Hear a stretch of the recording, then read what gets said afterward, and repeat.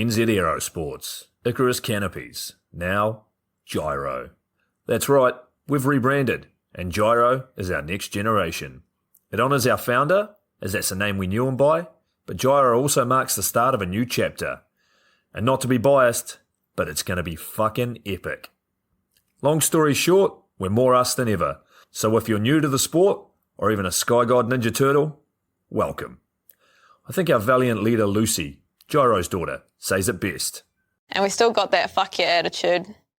Rebrand! Woo! Rebrand woo indeed, Lucy. Anyway, head over to gyro.com for more info and get amongst you legends. I was 19, broke, unemployed, and sold my girlfriend's canopy for drug money. So I thought I better sew her a new one. What a sentence, and what a story. This describes the humble yet outrageous beginnings of NZ Aerosports, the home of Icarus Canopies, in the words of our founder himself. From getting a paratrooper toy from his mom, watching parachutes at the DZ as a 6-year-old, jumping off the wharf with a parachute made from bed sheets, doing his first jump at 16, sewing his first canopy on a borrowed machine at 19, and starting to sell parachutes out of a garage in 1986, Paul Gyro Martin had an undying love for the sky. Our company started with one man with the wildest of spirits and a true blue sky dream, a renegade. In the time that Gyro created and ran the Icarus Canopies brand until he passed away in 2017, he pushed everything he had to its limits. We miss him, and we always will. Gyro is the next generation of NZ Aerosports. It honors our founder, of course, because it was the name we all knew him by, but Gyro the rebrand also marks the start of a new chapter, our next jump. Gyro is the space between sound and silence, art and science, chaos and calm. Gyro is a state of epic tranquility that transcends understanding. That moment, in the door, in free fall, mid-swoop, where nothing but the present exists. A perfect balance of euphoria and thrill. Gyro captures our passion for flying and our commitment to designing break-the-fucking-rules canopies that deliver pilots pure, wild flight.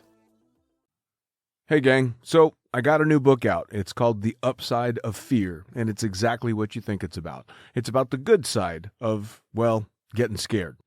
In it, we talk not only about the science and biology behind fear, but the psychology as well.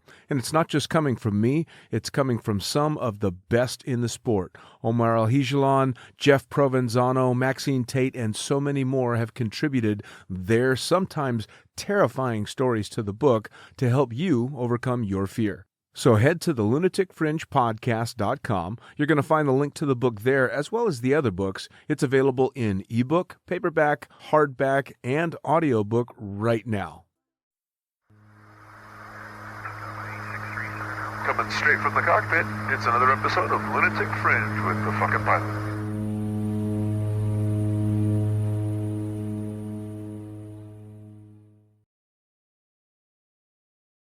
Ready, set, go! All right, back in the can for another edition of Lunatic Fringe Into the Void with an old friend. Tell me, who the fuck are you? What do you do? Well, my name is Pablito Perazzoli. I'm a master parachute rigger, a Tandem Examiner, and a little bit of everything. So, yeah, that's who the fuck I am. A master rigger, a Tandem Examiner, and in possession of an epic mustache. Thank you. I appreciate that. We have to say thanks to Sammy. I always forget the name of that place that I always used to go there to get my haircut and my shave from him. Well, I'll tell you what. Best straight razor shave in the world, man. I'm going to have to make sure that the picture for this podcast, the thumbnail, is the picture of that mustache. It's got to be, because you've been sporting that for a while now. Yep. Yeah. It's so actually the whole mustache came up when I went to my mom's 70th birthday, and she wanted to have Western theme. And I cannot grow a beard because I have patches all over the place. Like, I'm very jealous of your beard that I'm looking at it right now. Yeah. And even when I was in the Middle East, I tried to actually grow a good beard, and I couldn't. So I went to the cool barbers and all this stuff, and they all like Habibi, just mustache for you, huh? And, So basically, I just grew as much as I can, and I just wanted to be the dirty cowboy for the party because Nice. everybody was very well dressed except for me. Like I had good dress, but my face just looked horrible. So when I went back to the Middle East, I went actually back to see Sammy, and he's like, "Habibi, I have something for you. You need to trust me." And I'm like, yeah, sure. You know, you've been shaving me for a long time. You put a blade to my neck all the time. So whatever you say.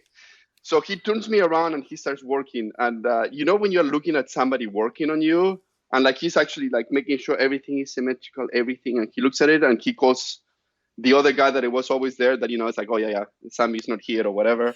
So he calls him in and they are both looking and talking to each other. And they're like, yeah, we should, you know, like they, I think, argue for 5 minutes if they should turn me around or not yet. And they turned me around and the mustache was not like this. It was more a little bit dirtier before. Yeah. And then with wax, slowly I started making it into happen like this. It's very Doc Holliday. So it, you hit the Western theme quite well. It is very, very, very Doc Holliday. So, well, that thanks to my mama. That was like six years ago. I love it. Yeah. Well, hey, I mean, it works. So keep with it, man. Yeah, no, of course. So let's jump into it. I want you to remind everybody how you got started in all this shit. What made you decide that your path was going to take you to being an adult man that likes to sew?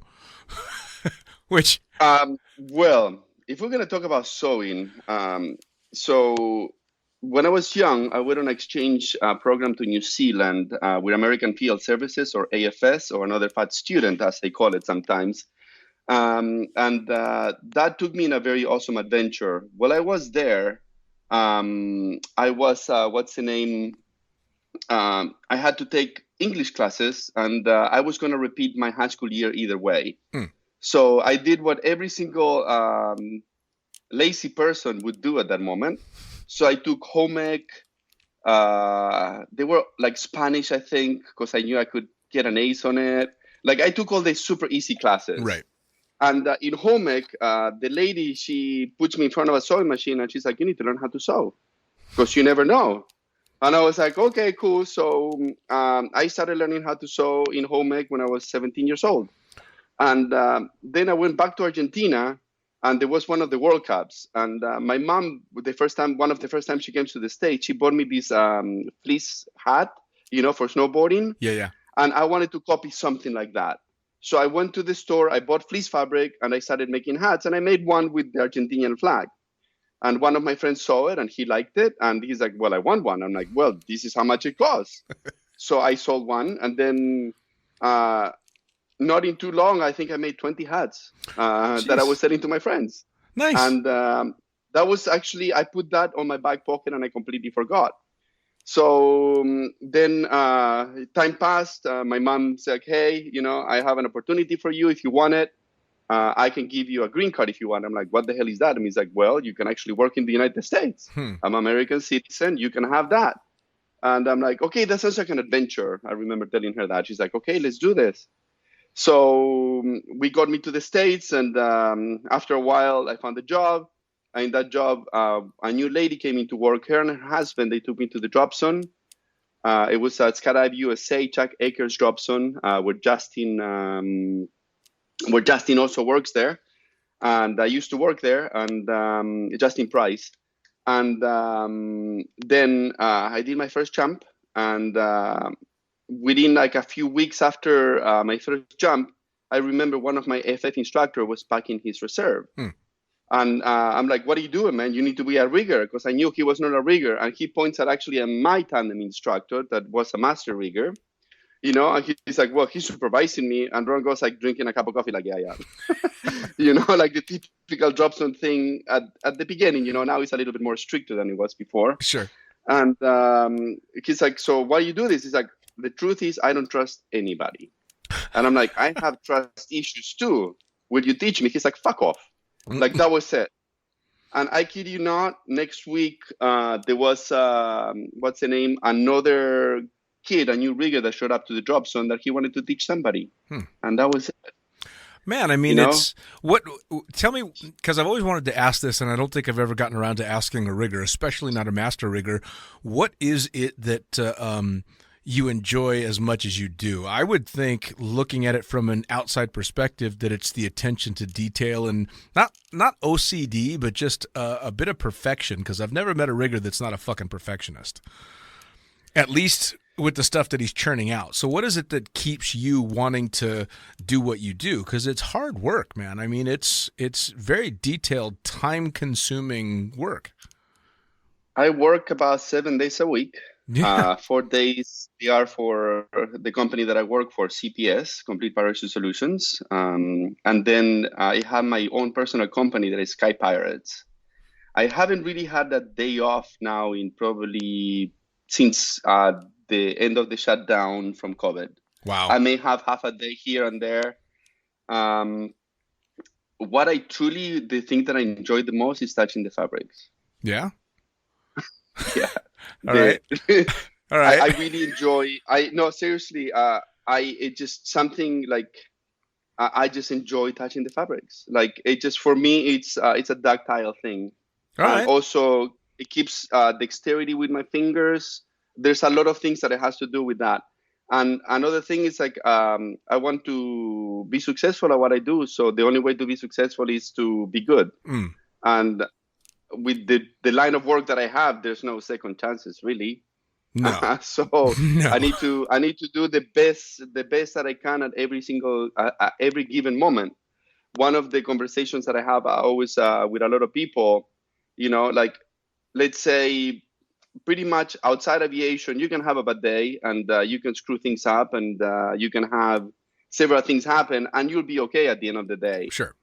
Even when I'm having a horrible day, I need to be performing at 100%. And Yes. actually, that's what I like also, because it pushes me to become a better version of myself every day. Now, let me ask you, so that mentality, have you had that from the start of your rigging career? Because I mean, as a tandem instructor and an AFF instructor, I'd like to think that I was very thorough and I did a good job, but there were always those days where you're like, oh, fuck, this one's close, or the AFF student that you're triple checking the AAD because for some reason something's nagging. But as a rigger, you've just packed this reserve and you watched it climb on an airplane that you're not on. There's no second checking anything. Once those flaps are closed and that pin is in, you've got to be sure of your work. So has it always been like this, or were there times back when you were beginning that you're handing over a rig going, ooh?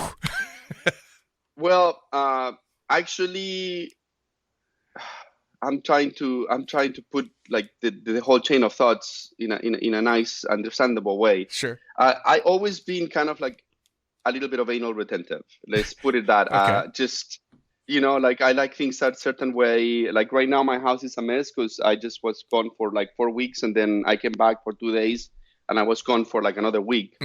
So I'm just right now catching up, to be honest with you. And like, I don't want to show you the floor because it's a lot of gear right there that I'm going through.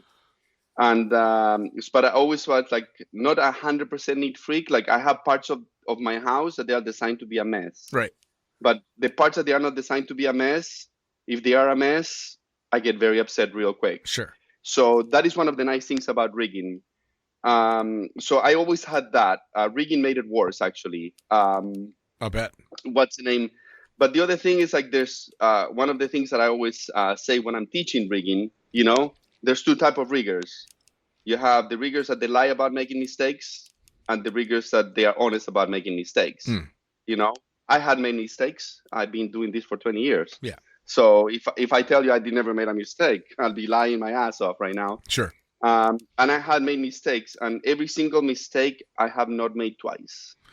Well, that is one of the things that I always make sure. Like, and the mistakes, they are not life-threatening mistakes. They are like, I routed this way.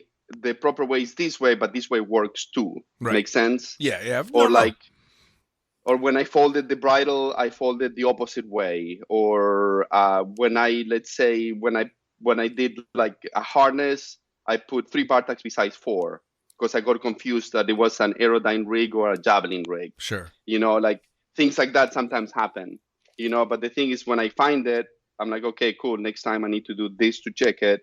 So I add extra steps to making sure when I'm building the harness that is proper to it. Sure.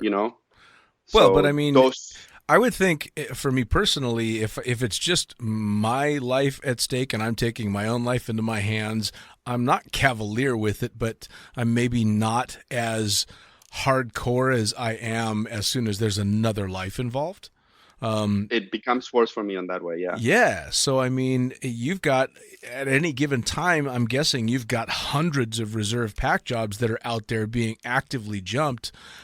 Man, I mean, it took me a while to kind of put that in perspective, and the only perspective I can come up with is it's like being, a pilot flying in a dozen different drop zones and not being able to keep an eye on everything that's going on. I mean, damn, that's a lot of responsibility. It is, and to be honest with you, if I think about it, I'll stop. Yeah. No, seriously. I mean, so one of the worst things that happened to me, and I keep always bringing it. It was a long time ago, and a galaxy far, far away. It was late night. I had to do 4 assemblies that night, or 3, I think. I don't remember, but it means a long night. Mm. And this semi pulls in front of the loft when I was working at UPT. And this cool guy comes out of the semi, like we start talking. He's like, "Are you Pablito?" I'm like, "Yeah, well, one of my friends sends me to you. I need to get a repack. I'm on the road. I have here like 2 more hours, and, is it okay, to hook you up?" And of course I said yes, because I want to help, the guy's, he's on a jump Sure. and he just got lucky that I was there. Right. So I'm like, yeah, I'll get the pack. And I used to use clamps to keep the risers around the yoke to get them nice and tight. Sure. Right? So I clamp that, everything is done. I finish his repack. I'm counting my tools and 1 clamp is missing. Ooh. Okay. So I'm like, hey, just give me a minute. One of the clamps is missing. I open his rig. The clamp is not there. Okay, I finish his rig. I give it back to him, and I'm like, I hope you have a good night. Be safe, whatever. He goes on the road. And now I look at 3 rigs that I just finished. Oh. The clamp must be somewhere there. And now we're talking, it's 11 o'clock at night. Right. The rigs need to ship tomorrow morning. So, okay. I open each rig. There's no clamps. Where the fuck is the clamp? Because I remember using that clamp. So from that day on, for 6 months, my heart was pounding. Like I would just wake up in the middle of the night, like what the fuck just happened? Like I don't like this, makes me uncomfortable. It just literally, it was the stress levels were like off, like I was jumping on everything. And that moment I stopped using clamps to do that. I figured out a different technique to accomplish the same thing, but better actually. It ended up being blessing in Sure. disguise in a way. Sure. So in 6 months, I didn't get a phone call. And then I'm like, oh shit, some rigs went to Europe. Oh fuck, it's a year now. So you know where this is going. So for a whole year, everything, okay, clamp never showed up. Seriously, it never showed up. Wow. A year and a half to 2 years later, we are moving, right? We're moving from that building back to the main building at UPT. And I grab one of the bins that I had like projects. I pull it in and the clamp goes, it slides in and out.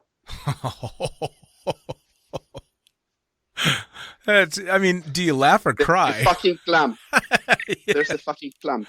It's one of them. I have 4 that they are the same. I still have the 4, by the way. Yeah, yeah. That's one of them. Isn't that funny? We hold on to these things that potentially could have ruined our lives. I have the a pin that attaches the scissors nose wheel control for a twin otter that almost killed me, and that sits in my bedroom. I see that every fucking night. That little fucking thing almost killed me.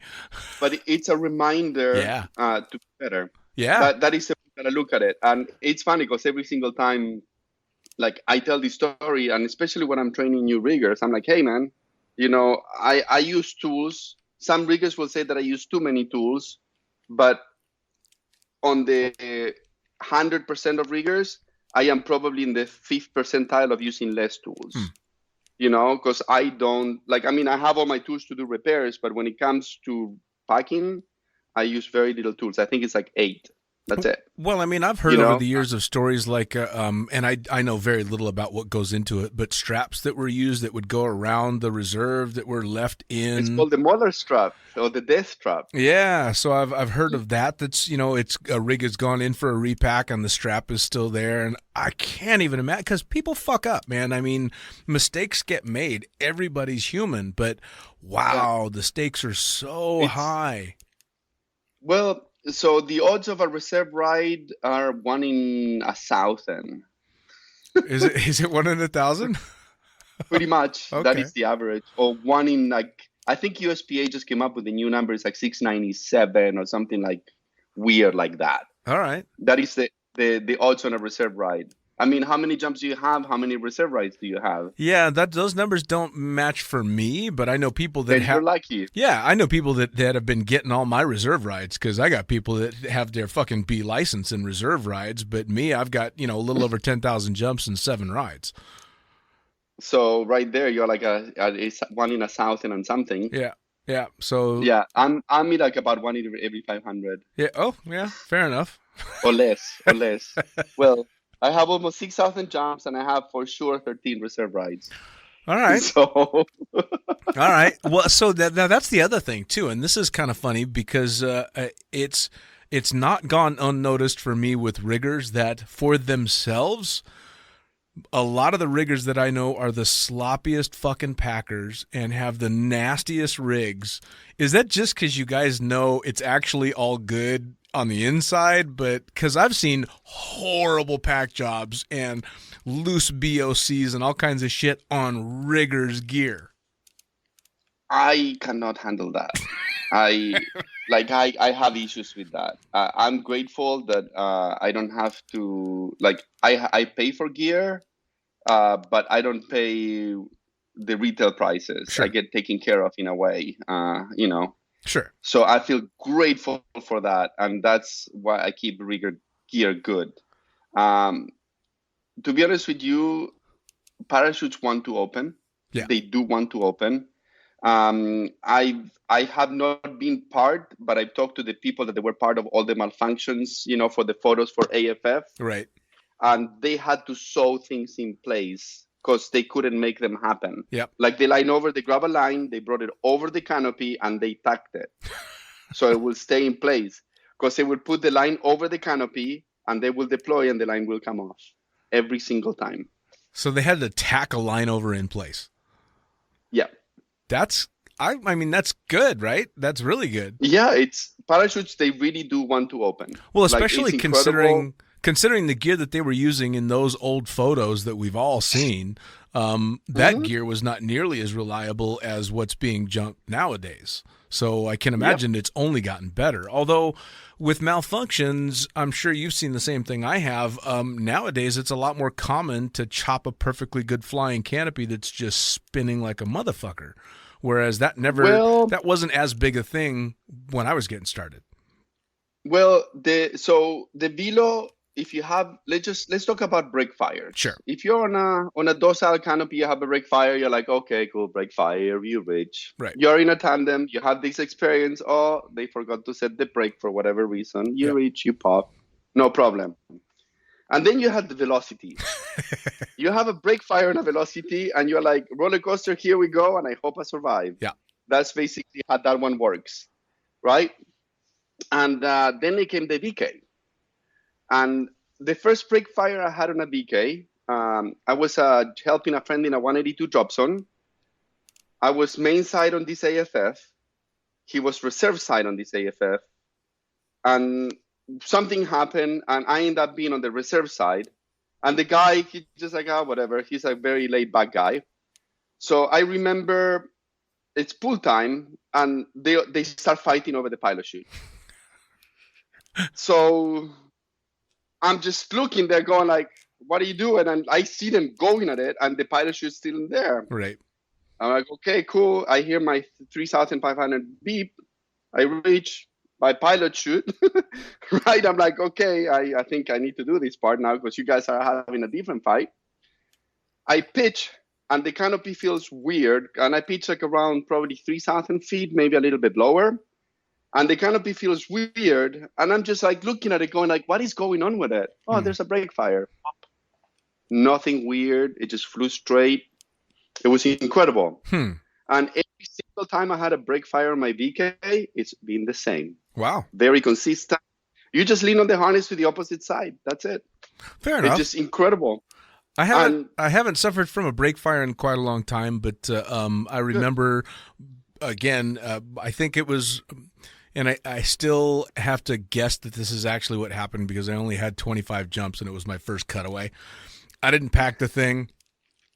Jumping rental gear at Paris Valley at, again, 25 fucking jumps. Pitch, I'm turning, and fuck it. They said, pull here, and I cut away. And it could have been, we never confirmed, it could have been a break fire that I chopped for my very first reserve ride at 25 jumps.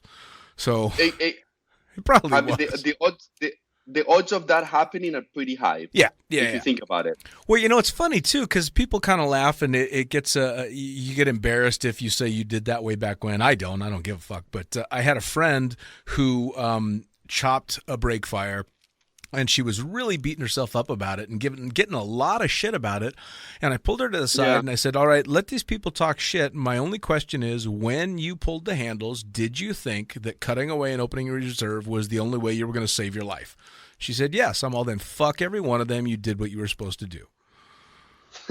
Yeah. That's it. I mean, you said it 100% right there. It's I just don't understand people making fun of people that they made a decision that is on their best interest. Yeah. I mean, I've seen people making fun of people that cut away from line twists.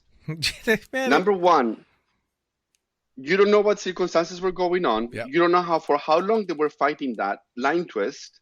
You don't know any of that. You're not on that spot. Right. I've been on line twists. I remember I was jumping in Hollister. And actually was jump 1,000 299, and I had a break fire. No, because then I had another cutaway on jump 1,300. Of course I you had did. back-to-back cutaway, and they were the same fucking thing. And it was because I was on the road and I didn't have access to a good sewing machine to fix the problem. That was the thing that pissed me off the most. And but I remember, I jump and I have break fire. I'm on my back with 1.5 line twist. I come out of half. And then I end up with another 1.5. So I end up with 3.5 line twists or 2.5, whatever. And I couldn't get out of it. Yeah. I fought for about 30 seconds going I need to get rid of this thing, and I'm like, shit, I have to pack my reserve. And that is the thing that actually is the worst part for me. I'm like, I don't want to do this right now. And I'm thinking of all the processes of what I need to deal with, right? Sure. So I just remember I'm on my back going God damn it, fuck. I cut away. Cool, excellent. And if you've ever been to Hollister, California, I have, yeah. The airport is 7 miles away from the landing zone. In the middle, there's a golf course, and there's a little valley there. Yep. Right? So I'm like, okay, I'm in between the airport and the drop zone. And I'm like, okay, I'm going to follow my stuff. So I'm looking at my main and my free bike going down because I can go deep in brakes. I'm like, cool, perfect. It landed on this beautiful front yard. I'm going to land right in front of it. And at the time I'm doing my pattern, I realized that the house is on an angle. So I kind of do this weird 180 almost turn. I lift my feet, my butt hits the fence, and I carve the canopy. I remember I'm carving the canopy wildly to the right, because the house is right there, but also, and there's a tree coming at my face. And I'm like, this is not good at all. So I kind of finish everything, I pick up my stuff and the lady comes in, I thought that you were dead. Because she saw the whole thing happening. I'm like, no, I'm just picking up my stuff. It's like, oh, cool, thanks. Yep. You need me to do something? And I'm like, well, can you take me to the road down there so I can get on the bus when we go back to the drop zone? And she's like, you're very calm about this. And I'm like, well, it's a malfunction. I'm alive. I'm kicking. I'm dancing. Life is good, She actually it sounds like she was pretty calm too, because we've all seen the non-skydivers that see the cutaway canopy coming down, assuming that they're watching a skydiver die. We got a phone call not too long ago here in the land about it. Oh yeah. Oh my God, I just saw. Well, see, now that actually surprises me, because in a place like DeLand where it's about as skydiving is a staple in DeLand. How do people still not know? It's you'll be surprised how many people, like I talk to people and they have no idea that skydiving is the mecca of skydiving in the world. I mean, you have the Really? major manufacturers here. The majority of the research that comes out of the land, it gets transferred to the world. It's an amazing place, and like majority of people have no idea, man. Well, People like what I'm learning is people don't really care. Like they are yeah. just so much into only little bubble that, like this is it. Like like they're just like completely involved on themselves, and they don't care about anything else. I mean, I suppose I understand to some degree. I'd say probably a good 25% of the people that I've had on the show talk about the drop zone that they made their first jump at that was right next to their home that they didn't know was there until. And I was the same. I mean, there was a drop zone. Skydance Skydiving was a 25-minute drive from my front door, the place where I grew up, and I didn't know it was there until I got hired to work there. That is amazing. Yeah, I didn't have a clue. I'd been a skydiver for years by then, and I'm like, wait, there's a drop zone like right there. Holy shit! So Yeah, I mean, it's just we don't think about those things. Like actually, like this makes me think. My mom used to we used to have skydiving in my hometown in Argentina. I don't remember. I was a young child. But she always used to tell me that I used to love watching the people coming around canopies. well now. You know. Remind me, because there was, and you may have already brushed on it before, but when we talked before, your mom was pretty integral in your starting the whole skydiving world because she really pushed you towards going for the adventure, right? Or she was against it? Well, she wanted me to do adventures, but she's terrified of danger. So it's not that she pushed me towards it. She actually so funny. Not too long ago, I was at her place with my girlfriend, and like my mom always likes to. She loves to say that she's proud of me because of what I've done. And I'm like, mom, you didn't talk to me for about a year when I started jumping because you were thinking that I was retarded, that I was irresponsible and I was crazy because of whatever thing you read in the news once or something. Because my mom reads, Right? like you give her a book, it's 1,000 pages. She starts reading at 10 o'clock at night. She's done by 6 o'clock in the morning. Sure. And she's like, I just finished this book.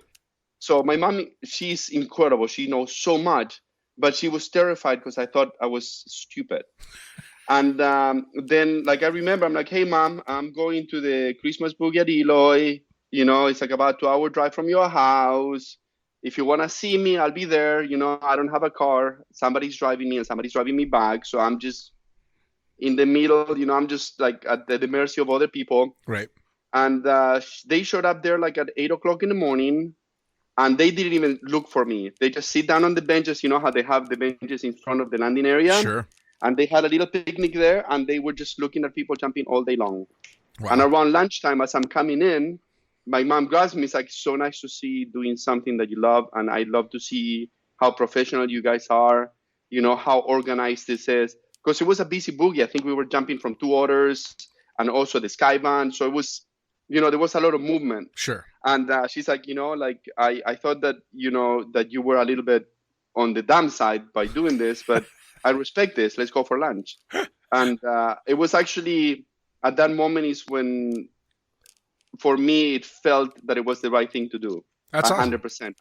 I knew I wanted to do it, but, like family, it's very important on anybody. Even if they say, I don't give a shit about my parents, they do. They say that is because they do give a shit. Yeah, for sure. I was, I was lucky. I don't know. I never really discussed it too much with my dad, but my mom was 100% behind the whole skydiving thing because I'd been a fucking stripper for years by then. I mean, she was just glad I was leaving my pants on.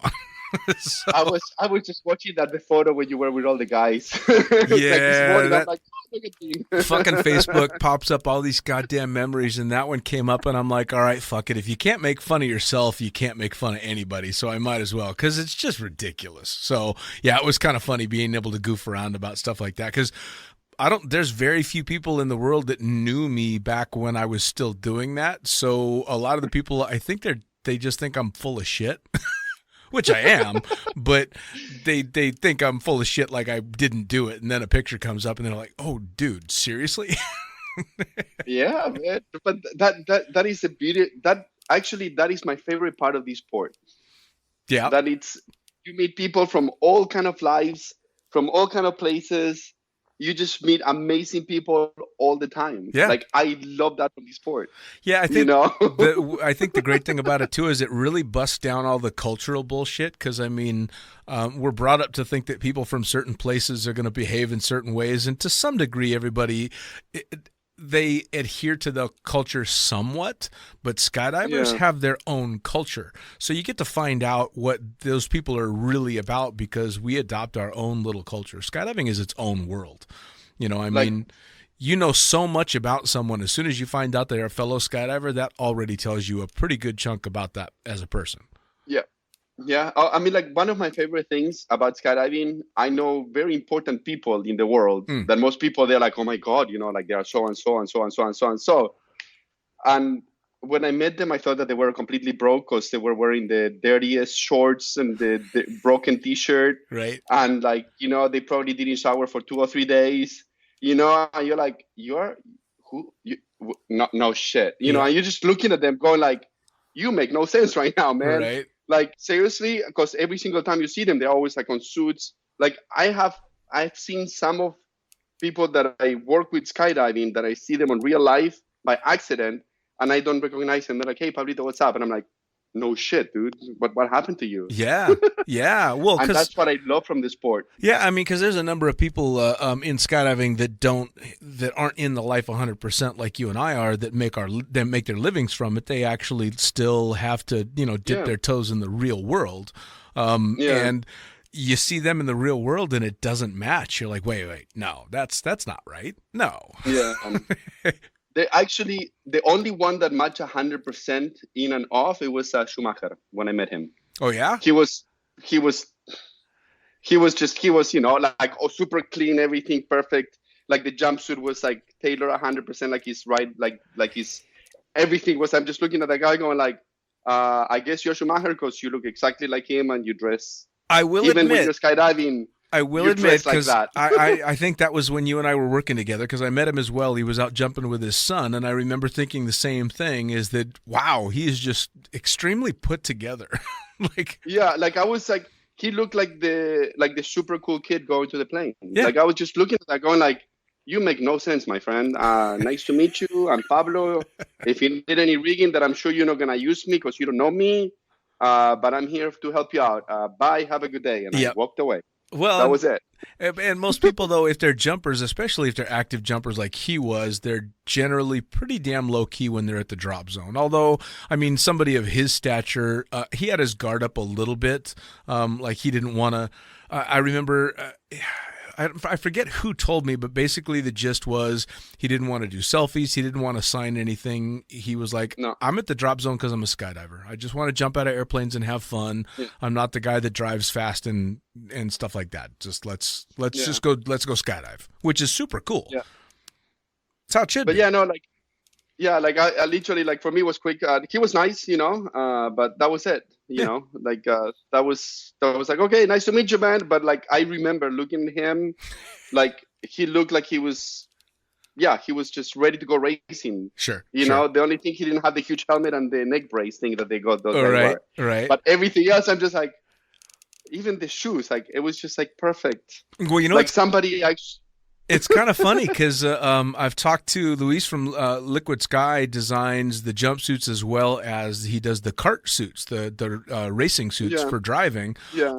And you can see the parallels. Like I think it was Oregon Suits first that did suits that started looking like the racing suits. They had the cuffed ankles instead of just being Velcroed at the ankles and the wrists. Everything was cuffed and everything looked very put together, which was funny because that came right on the heels of you weren't a good skydiver unless you looked like a complete dirtbag.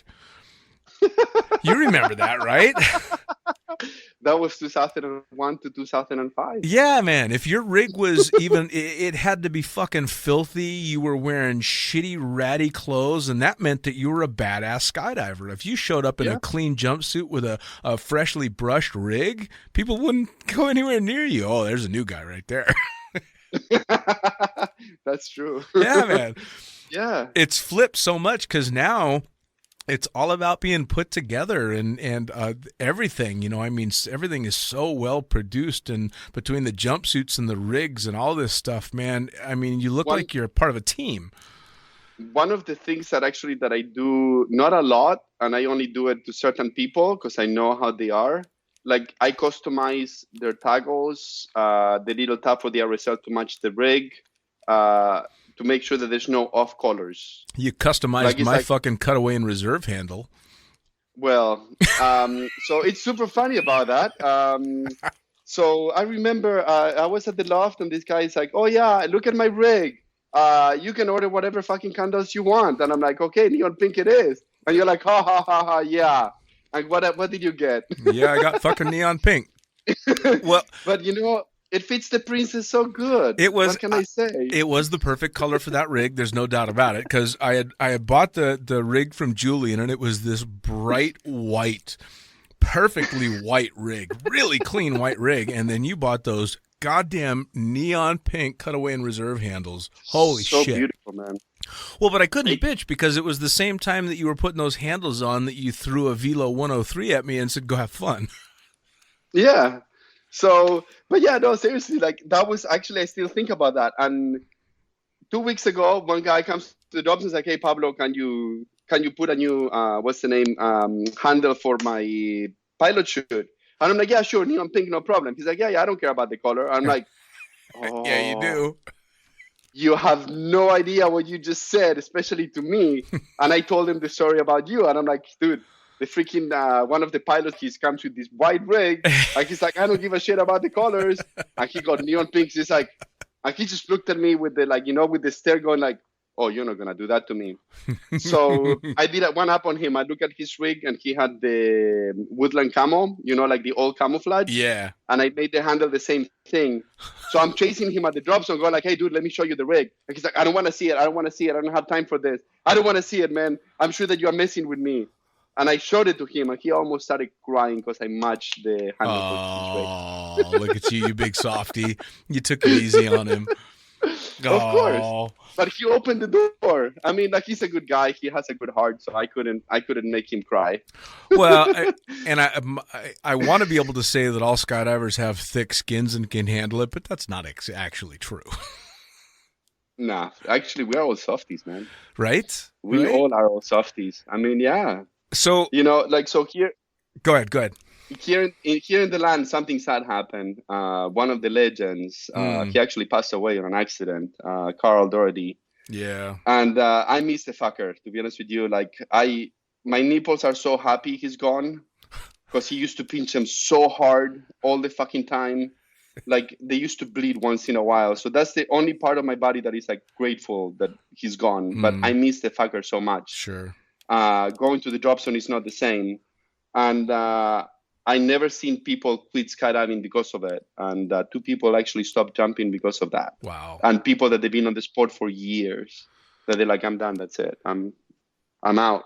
We've lost a few legends lately, and it sucks, man. It sucks. Yeah, I mean, Rocky Evans and Carl. Like, I mean, Carl had more world records than anybody in the world, man. Yeah. He had 20,000 jumps. He's been jumping for over 50 years, and it was an accident. And I saw the guy that he had the incident with, and it was his AFF instructor. Carl was his AFF instructor. Wow.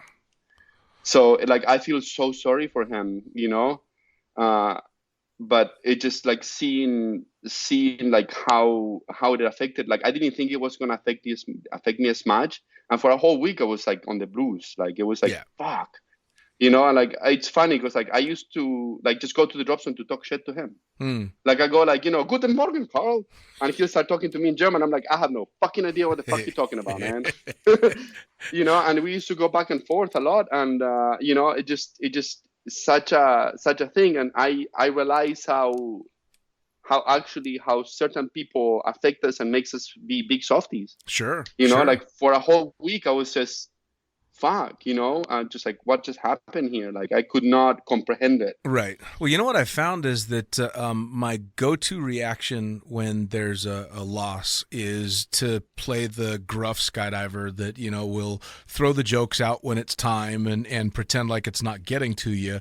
And then for however long, you're just off. Just something's not right. And Yep. part of you doesn't want to admit that you're off because a friend of yours just died, because we've chosen a lifestyle that we know it means we're going to lose people. That's just how it is, And in order to, I think, come to grips with that, you have to get that thick skin. But sometimes you realize your skin is not nearly as thick as you think it is, and it starts biting you, And it's even old friends, Kevin Love, when he passed away not that long ago, that was a really difficult one because he and I were extremely close for, a while living in Vegas, but we had lost touch for years and years. And then all of a sudden I'm finding myself thinking of all these old memories over and over again. And then I just had a shitty couple of weeks and I couldn't figure out why. And then I'm like, duh, one of the closest friends you ever had is dead.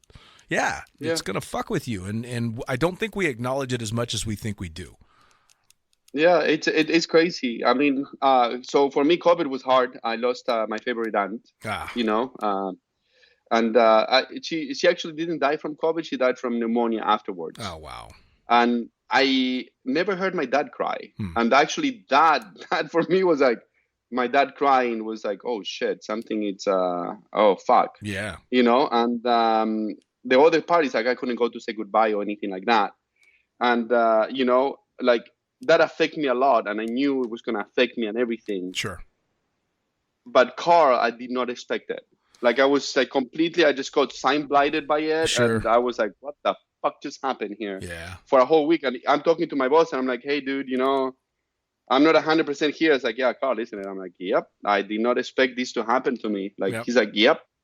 He's like, he was close to Jessica. He's like, same thing happened to me with Jessica, like when she passed, and I just couldn't deal with it. It was hard, like for a whole week. I was like, I took half a day off of work. So if you need to go home and deal with it, you can, like I completely understand what you're feeling. I'm like, no, if I go home, it's going to be worse. So I need to focus on something right now. Sure. Yeah. It's funny because every time it comes up, it seems to come in a different form. You have to deal with it in a different way. I mean, for as common as the experience gets, if you're in the sport for any length of time, the way that you react is different every time. I mean, I've had ones that drop me to my knees, and I've had ones that I laughed through until months later before it just kind of thumped me on the head. And so it's really weird. Yeah. I think part of it is because most of the time with this, we don't have closure. It's very odd, or very unusual, I should say, to be on the same drop zone as a friend you've lost when you've been in the sport as long as you and I have. Yeah, it's true. If I lose friends, they're probably on the other side of the planet, and so part of my mind never lets go, and I'm waiting for them to show up for a load, or I'm waiting for a message, or you'll think, oh fuck, I gotta call so and so oh no, can't do that, because you weren't there for the memorial. There's no closure. It's very strange. It was amazing for Carl's memorial. So the accident happened on Sunday. On that Monday afternoon, there were over 200 people at the drop zone. Wow. And it was just not local people. Like there were planes flying in with people. And like, I just remember, and as I'm walking around, I'm talking to one of my friends, and I'm like, the legends, the years of experience that we have right now in the land. Oh yeah. It's like, it's amazing. Like it was just looking around the drop zone. It was just thousands of years of experience. It's so heartwarming though when you see something like that, right? It was beautiful. It was beautiful. They did a beautiful for plane formation coming in. Nice. Like they just flew right, like with smoke, everything just flew right in front, and then they came around and they did kind of like one, like actually a 270 was more like it, and then they did the missing man formation. Oh, nice. And it was so beautiful. It really is super warming when you see something like that and you see that someone's had such an effect. I've only been to one Two memorials that were really touching like that, but one that really caught me off guard was for a guy by the name of Donnie Brown who jumped in Skydance in Northern California jumper. Okay. Just a fucking wonderful guy, one of those guys. And I know that gets said about everybody that's gone, but he was just one of those guys. And I actually was working for the airline in the Caribbean at the time, and I had some time off. So I flew from the Caribbean back to Northern California to be able to go to the memorial. Oh, wow. And I walk into the hangar where they were having the memorial, and it was fucking stuffed with people. And not all skydivers, of course, but hundreds of people there. Just this really wonderful memorial the entire time. And then they finished it off with a massive him, fuck him, which, of course, exactly. Nobody but skydivers understand it. And that had all of us laughing and in tears at the same time. And everybody that's been at something like that knows what it's like to laugh and cry at the exact same time. But just such a wonderful send-off to, such a spectacular person. And I'd imagine that Carl's was the same. Oh, actually, they finished with the him, fuck him. It was nice. Yeah. Because I just literally walking through the bar and I heard it, like just walking right to the outside. And I was like, fuck yeah, that is perfect for him. Exactly, right? He had a lot of the little, like, old sayings. Like, every single day, the fucker will show up to the drop zone and just scream from the bottom of his lungs something stupid, right? Like just like do a howl or something like that. And I'm looking at this guy going like, this guy's been jumping for 50 years and feels like that. This is fucking awesome, right? It's like, hey, good morning, Carl. It's like, good morning, and he'll just scream something weird. You're like, okay, Carl, hi.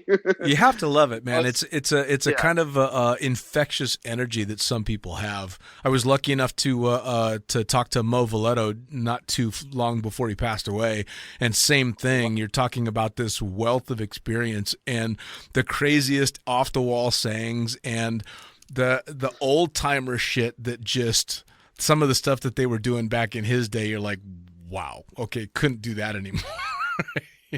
That is what actually I was not too long ago. I was thinking about how much I miss the bonfire. Yeah, like that is like one of the things that it's kind of like gone. Yeah, even in small drop zones now, like the whole old traditions. Like I want to go to an SCR ceremony. Yeah. I want to go and pour some fucking beer on somebody. Yeah, but those things are not happening anymore. Really, It's so weird. Do you think I know it's been happening or not happening because of COVID, but has it been happening even before then? Before then, yeah. It just, that's like the whole the old traditions are kind of like, it's completely not true. There's an evolution to it. Yeah. Remember, like probably like on the 50s and 60s when people used to skydive, they used to freaking tag the airborne wings to their chest and, right. Bleed, motherfucker. You made it. We are not to that level, but, like the whole like, oh shit, there I was. Like, I had to explain to somebody why you buy beer. And they were like looking at me like, well, it kind of makes sense. Right. I'm like, no, you just had a first experience, because like they were talking about the first time. I'm like, I'm going to be honest with you, like, because you just jump a jumpsuit for the first time, you don't fucking buy beer for that. Right. That's bullshit. Right. But now, let's say you had your first malfunction. Fuck yeah, you buy beer for that. Why? Because you're going to grab the old experienced people. You're going to give them a beer for them to drink while you tell them the story of what happened to you. And at that moment, they're going to transfer the information that they have to you of their experiences with that. Yeah, man. So it's a rite of passage. Yeah, for sure. Thing. Well, and it's a wonderful way to exchange the knowledge and the experience that so many people get, and it's passed down. And of course, the bonfire is also a good opportunity to just go get goofy with the people that you're out skydiving with, or shoot the shit. Or that was the whole premise behind exactly what you and I are doing now, is the opportunity for people to eavesdrop on an experience, on a conversation with somebody that does something maybe that they don't do or has a different take on it. And so it's a shame that the bonfires are kind of going by the wayside. Yeah, well, there's a few drop zones here in the States. Like the best one at the moment is the tiki one in New England, I think. That they burned the entire couch and the entire tiki bar and like the party there, and they have this whatever jungle juice, I think it's called. I don't remember much. Let's put it at jungle juice.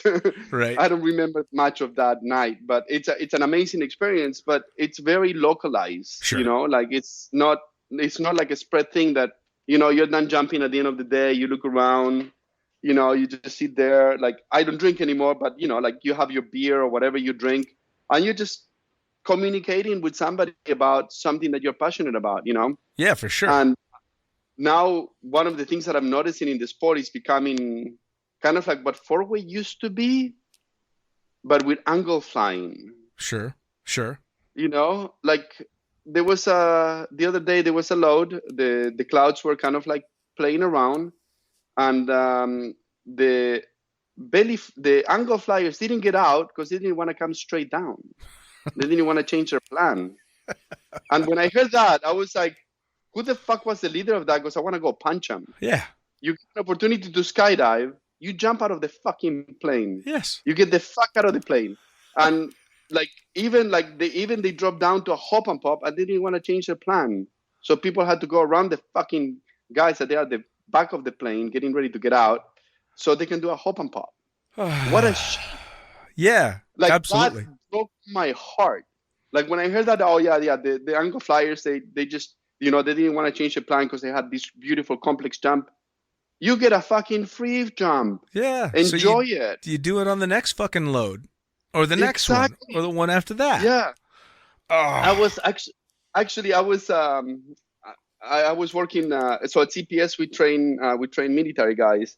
And in one of the jumps, like once the students do something, then pretty much it's you by yourself. But I was being shadowed by somebody to make sure that I know what I'm doing, or that I do what I say that I do. Yeah, fair enough. And this guy, he's an amazing flyer. Ty Lucy, I don't know if you know him. He's from Eloy. He was in Arsenal. Like an amazing, like he's one of the gods on skydiving that you're like, I want to be as cool as you are. Sure. On your worst day. Sure. Because on your best day, I don't think I ever can touch that. And for 8 jumps a day, like the student does his things and then pretty much just doing our thing, right? Right. We did transitions, we tracked, we angle fly, we did everything you can imagine in 8 jumps. And I haven't had that much fun jumping in a long time because it was just amazing. Sure. It's like, what are we doing at the next time? It's like, whatever we feel like it. That's what he said. And I'm like, awesome. We were doing egos. We were doing everything we could do. Like in one of the jumps, like, like the student does his thing. I get on my back. The fucker comes, grabs me, and flips me. And I'm like, what the fuck? He's like, well, I haven't rolled anybody in a long time, so I wanted to practice. And I'm like, fuck you. Those were always my favorite jumps. Were always the just zero plan, get out the door, go have fun on the skydive. Those were always the ones that, because it takes all the pressure and expectation out of it, right? Your only expectation is to go have fun. That's it. That's what I got into it for in the first place. All right, I'm going to roll out of this airplane and let's just go have some fun. That's it, But like now, again, like it's amazing because I remember when I started skydiving, I was one of the free flyers. Oh, you're breaking the rules, and right. You're doing like you're one of like the dark side and all that stuff. And I'm like, what the fuck are you talking about? I just want to have a good time, right? Right. But then I used to pack, so I used to see the 4-way guys wake up at like 5 o'clock in the morning, come back from a run and a workout. Let's go train. Right. And they'll train, And I'm like, going like, what's wrong with these people? Yeah. And then kind of like the angle flyers, free flyers are kind of like going on that route. And I remember a long time ago, I had a conversation with somebody that he was like a very hardcore 4-way guy going like, you free flyers are going on the same route we are going. Yeah. We were going. And you're going to get to the same level we are. You'll see. It took freaking 15 years to happen, and it's happening. Oh, yeah. No, it's definitely happening. I see the kind of drive and determination, and don't get me wrong, I applaud it, and I think it's amazing, but I also think that the ones that get a little too hardcore forget or lose out on what they got into it for in the first place. And I'm sure you've seen it as well. You see people that as soon as the sun goes down, there's no bonfire because they've just thrown their gear in a locker so that they can race to the tunnel to practice the shit that they're going to do in the sky again. Not because it's fun, but because they're trying to nail that perfect move or nail this routine or that routine. And again, I applaud it if they've got a goal they're going for, but if they're just doing it to be perfect, I like sucking because that means I've always got something to learn. And also to have fun with. Yeah, man. You know, I get out and have a good time. There's no pressure on me because if somebody's going to fuck up the skydive, it's probably going to be me. So when I don't, woohoo! So every single time I go to jump in Arizona, it's fun. They make fun of my landings because here in the land, I'm comfortable with the air. It's nice and humid. Sure. So, you're not really going as fast as you're going with the canopy. Right. Even if you push it super hard, you don't get that extra thing. But then you go to Arizona and you're like at 1,800 feet or whatever it is. The air is thinner, it's super dry, so the canopy fucking holds us, right? Yeah. Oh, yeah. And then the landing area, there's a little patch of grass, that everybody tries to make it to. But then everything else is this hard gravel ground. Right. That it's worse than concrete. Like once I jump with gloves there because my hands love me. Because if not, like my hands end up just like all destroyed. Right. So the first pretty much 2 days of jumping, my landings are horrible. I'm coming in, I'm hauling ass. I'm like, I nailed the turn. Perfect. Oh shit, I need to stop now. So like on my head, I'm going like touchdown. So I'm thinking about like almost touchdown. Okay, feet on the ground. Good. And the gravel, I feel it like, yep. Right? And then like I get half flare, I'm like, okay, grass, just pop over the grass. And then at the moment my feet touch the grass, I drop everything and I just try to grab the grass to stop. I'm like, I'm alive. Okay, let's go do this again. So, you have people like that. It's like, Pablo, what the fuck did you learn how to fly a canopy, man? And I'm like, I'm getting used to again, okay? Just let me be, man. Yeah. It's my process. Takes 2 days. I'm taking my time. It's all good. I'll still be walking at the end of the week. That's the goal, right? That's it.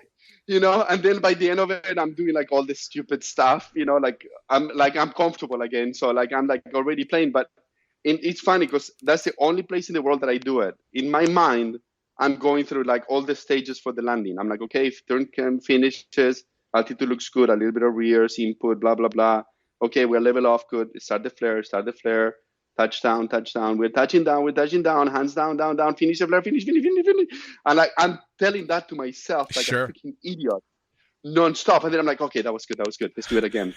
But I keep repeating it on my head over and over.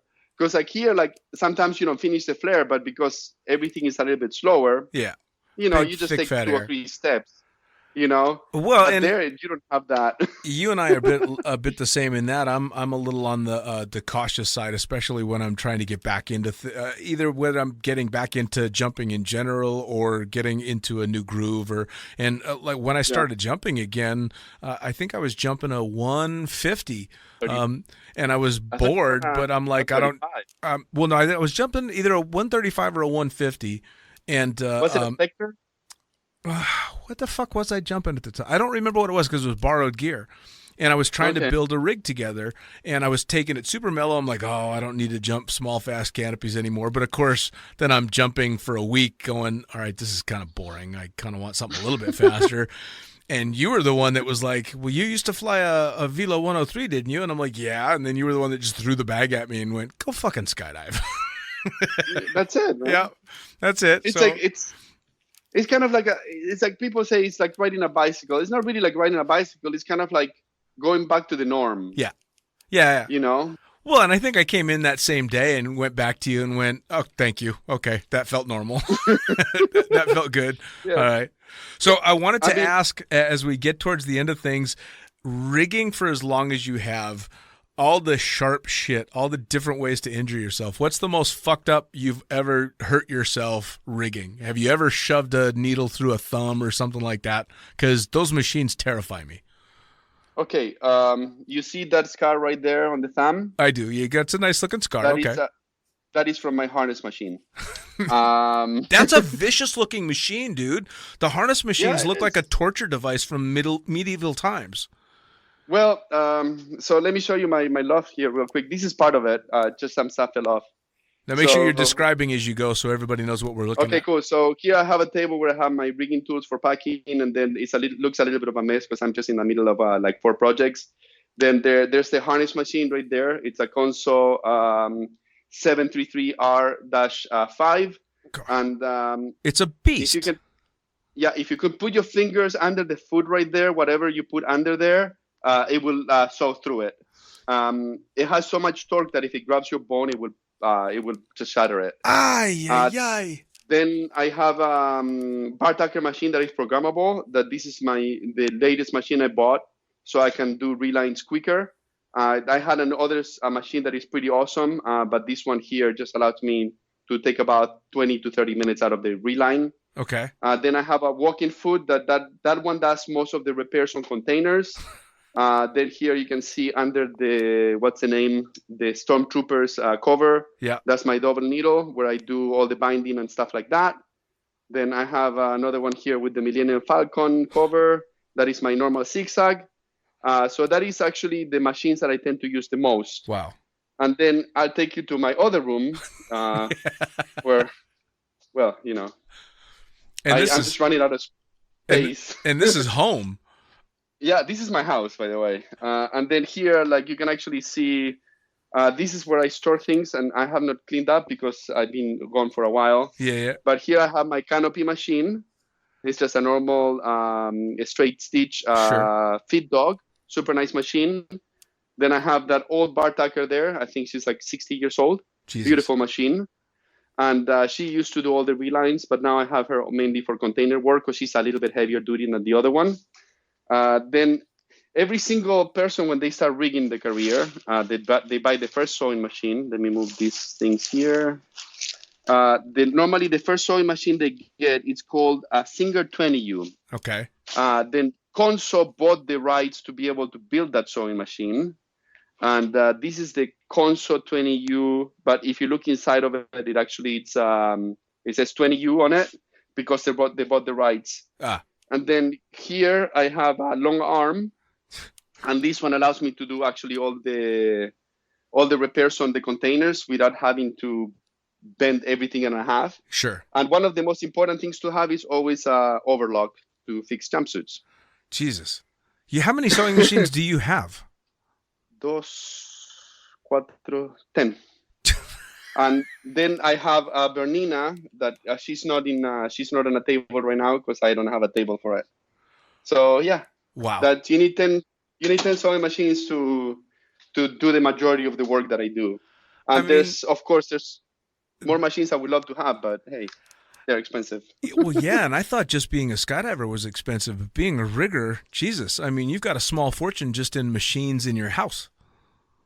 Yeah. Jesus. So let me ask you, is being a rigger at your level something you would recommend to someone? If you have patience, if you want to help people out, and you need to have the passion. If you do it for the money, I'm going to be honest with you, the money is okay. It's not amazing. The liability that I have on any given day, I can lose everything like that. Sure. So scary. I mean, everything that I work for could be gone in 5 minutes. Well, I think I know you well enough to know now, especially with your work ethic, the likelihood of that happening is pretty slim. But yeah, it's definitely still there. Yeah. I mean, every single time I give a rig after a repack or anything like that,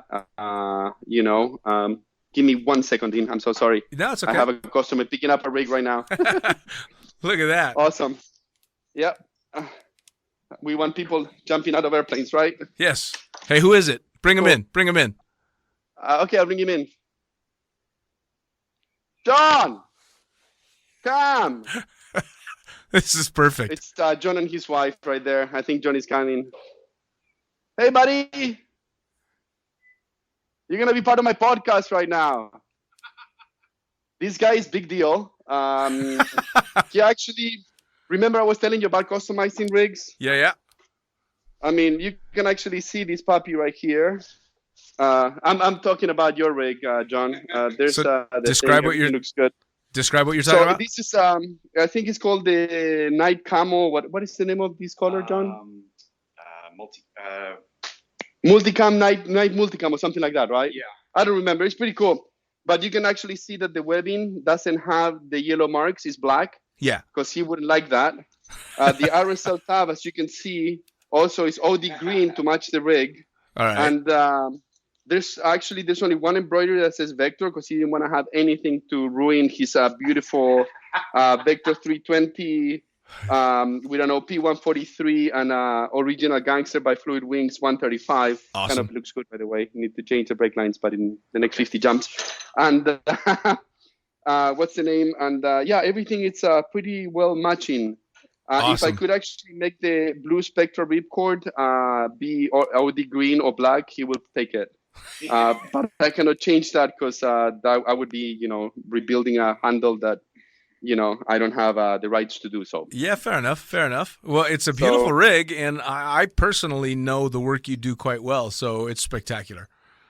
Yeah, he wanted everything to be matching. My next thing is to get black snaps to change that silver one to black. That is my next step. The soft stabs is And one of my favorite parts. The soft stabilizers. Yeah. Also, the safe stabilizers that you can see, they are actually matching everything. Oh, Jesus. Yeah. Nice. Just for him. Lovely. Because he's a big deal. Awesome, brother. Have fun. Everything looks good. You just need to change the brake lines within the next 50 jumps. The lower part of it looks like you're toggling a lot. And what 70. We'll talk later. Cool, brother. All right, be safe.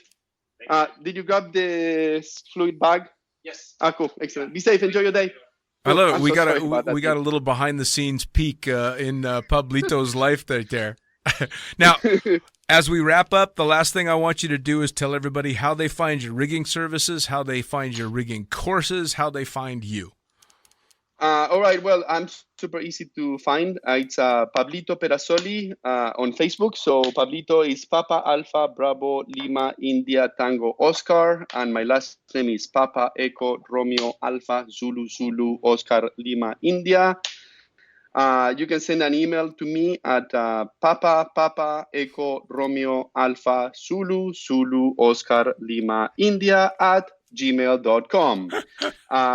Or I think my Instagram is PabsP. There will be Papa Alpha Bravo Sierra. I'm looking in Instagram right now to see what my thing is. So it's my Instagram is Papa Alpha Bravo Sierra Papa. And that is the easiest way to find me. And if you want my phone number, don't give your phone number send out me a on message. send me a message on Facebook, and if I like you, I'll give it to you. Nice. And they can find that beautiful mustache in person jumping at the land. Yes. Skydive the land. Skydive Eloy. Well, if I'm there in Eloy, I'll go to jump there. But yeah, no, mainly it's in Florida. Skydive the land, Skydive Sebastian. Awesome. Those are the places that probably will be jumping the most. Awesome. Well, so yeah, it's good. Pablito, I can't thank you enough for taking part of your busy schedule and giving it to me and shooting the shit with me and talking rigging and all this fun stuff. As always, it's wonderful to see that face. I wish I was there so I could twirl that mustache just a little bit. Anytime you want, brother. Anytime you want. Man, I love you. Thank you so much for talking. No, seriously, thank you so much for this opportunity. I am grateful, and every single time, like you ask me to do this, like my heart just smiles. Well. I tend not to show too much emotion because that's how I deal with my own shit. Sure. One of the things that I was talking to, like I had a customer come, like it was like I think 10 o'clock at night, and she was like, "Oh man, you work hard." I'm like, "You know how I deal with my problems?" And she's like, "How? I work."